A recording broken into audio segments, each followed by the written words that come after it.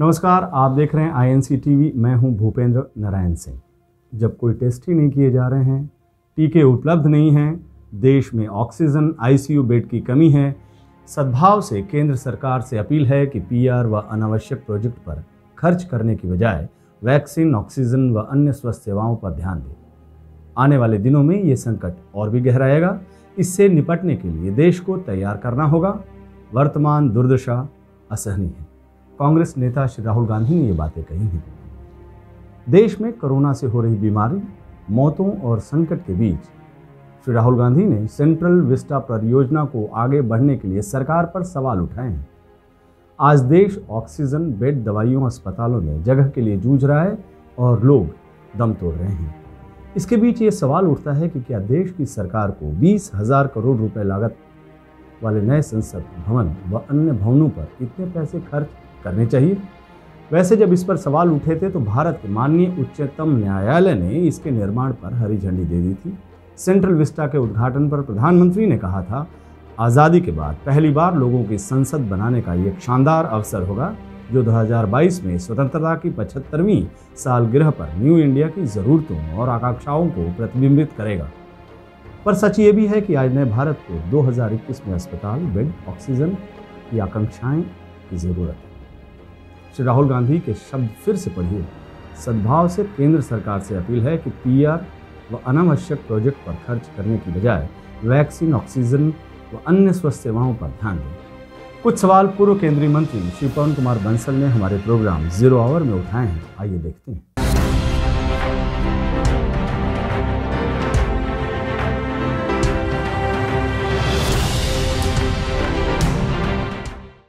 नमस्कार।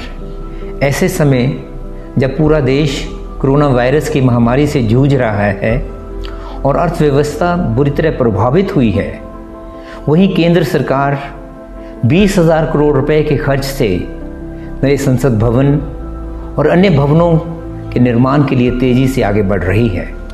लोकतंत्र का मंदिर संसद भवन मध्य प्रदेश के मुरैना में 11वीं शताब्दी के 64 योगिनी मंदिर पर आधारित है।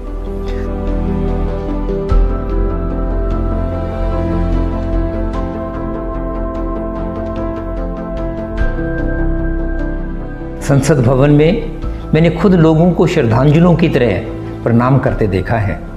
हमारी ये ऐतिहासिक धरोहर वास्तुशिल्प की एक निराली मिसाल है।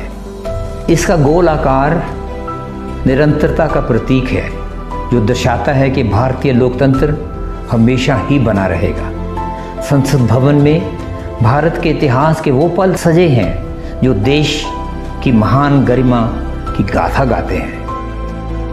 भारत की संविधान सभा की बैठकें यहाँ 9 दिसंबर 1946 से 24 जनवरी 1950 तक हुई थी।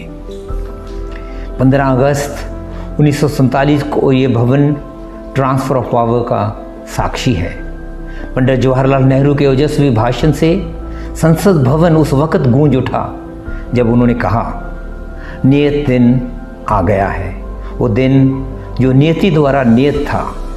भारत लंबी निद्रा और संघर्ष के बाद आगे के लिए फिर जागृत, जीवंत, मुक्त और स्वतंत्र खड़ा है। Long years ago, we made a tryst with destiny, and now the time comes when we shall redeem our pledge, not wholly or in full measure, but very substantially. At the stroke of the midnight hour, when the world sleeps, India will awake to life and freedom. A moment comes, which comes but rarely in history, when we step out from the old to the new, when an age ends, and when the soul of a nation, long suppressed, finds utterance. ये वही संसद भवन है। यहाँ स्वतंत्रता सेनानी शहीद भगत सिंह और बटुकेश्वर दत्त ने अंग्रेज सरकार के पब्लिक सेफ्टी बिल के विरोध में 2 गैर घातक बम और पर्चे फेंके और अपनी गिरफ्तारी दी। 1927 में इस भवन के उद्घाटन के समय किंग जॉर्ज पंचम ने भी अपने संदेश में आशा जाहिर की थी कि यहाँ हर जाति, वर्ग और मजहब के लोग भारत के भविष्य के लिए एकजुट होकर मार्गदर्शन करेंगे। लंदन में आज भी ब्रिटेन की संसद 12वीं सदी के वेस्टमिंस्टर पैलेस में है। जर्मनी का संसद भवन 1894 का बना हुआ है और वॉशिंगटन में अमेरिका कैपिटल कॉम्प्लेक्स सन 1800 का है। हमें भी अपने ऐतिहासिक गौरव को नहीं त्यागना चाहिए। 20,000 करोड़ रुपए के नए निर्माण की बजाय ये पैसा स्वास्थ्य सेवाओं को बेहतर बनाने के लिए अच्छा इस्तेमाल किया जा सकता है। सड़कों पर एम्बुलेंस, दूसरी ओर राजपथ पर सेंट्रल विस्टा। ये सवाल आज सिस्टम और सरकार से पूछा जा रहा है। नई दिल्ली में राष्ट्रपति भवन से लेकर इंडिया गेट तक जाने वाले राजपथ के इर्द गिर्द का करीब 4 वर्ग मीटर का इलाका सेंट्रल विस्टा कहलाता है। इसके दायरे में राष्ट्रपति भवन और इंडिया गेट के साथ साथ संसद भवन, केंद्रीय सचिवालय के नॉर्थ और साउथ ब्लॉक जैसी अहम इमारतें आती हैं।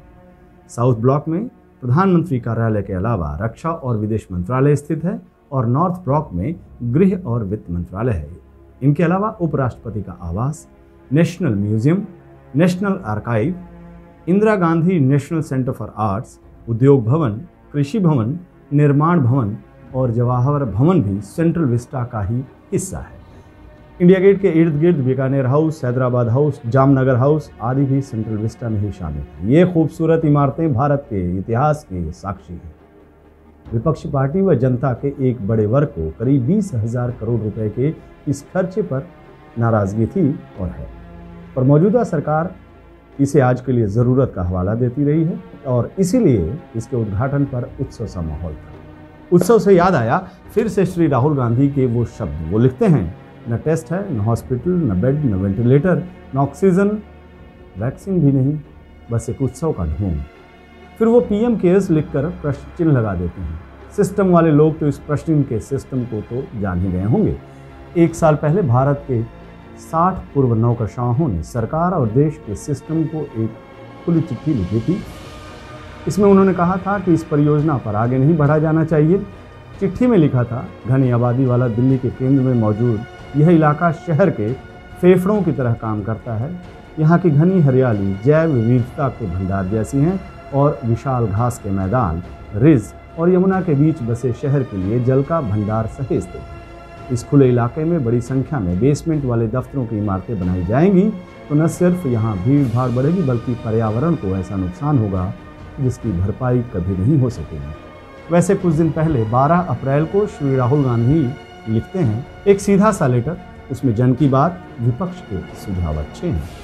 हालांकि इसका संदर्भ किसी और विषय पर था, पर ऐसे शब्द अक्सर हर चीज़ पर लागू होते हैं। महात्मा गांधी जी ने कहा है, first they ignore you, then they laugh at you, then they fight you, then you win. इसलिए जनता की आवाज़ INC TV उठाते रहेगा, सिस्टम और सरकार को जगाता रहेगा। नमस्कार, धन्यवाद।